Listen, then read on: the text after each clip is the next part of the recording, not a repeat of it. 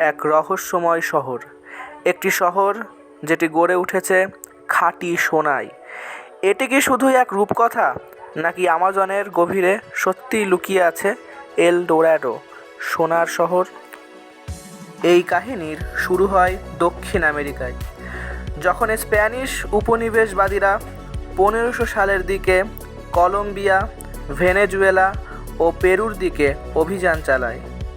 তারা স্থানীয়দের কাছে শুনতে পায় এক রহস্যময় গোল্ডেন কিং, যিনি নাকি নিজের গায়ে সোনা মেখে জলে ডুব দিতেন। এই কিংবদন্তি রূপ নেয় এক শহরের কাহিনীতে, একটি শহর যেখানে রাস্তাও সোনার তৈরি, প্রাসাদগুলোও সোনায় মোড়া। স্প্যানিশ, জার্মান, ইংরেজ সবাই এই এল ডোরাডোর পেছনে পাগলের মতো ছুটছে। অনেক অভিযাত্রী, যেমন স্যার ওয়াল্টার র্যালি, পেরুর জঙ্গলে জীবন বাজি রেখে খুঁজেছেন এই শহর এল ডোরাডো, কিন্তু তারা ফিরে এসেছেন খালি হাতে। কেউ কেউ ফিরেই আসেননি।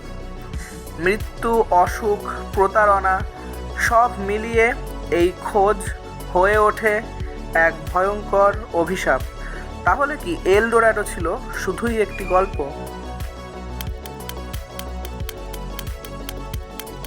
অনেকে মনে করেন এটি ছিল স্থানীয় মুইস্কা জনগোষ্ঠীর একটি ধর্মীয় রীতি।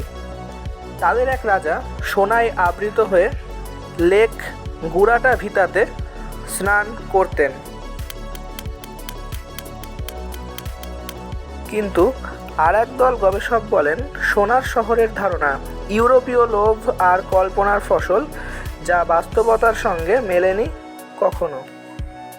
আজকের আধুনিক প্রযুক্তি দিয়ে আমাজনের গভীরে অনেক অনুসন্ধান হয়েছে। কিছু জায়গায় প্রাচীন শহরের ধ্বংসাবশেষ মিলেছে,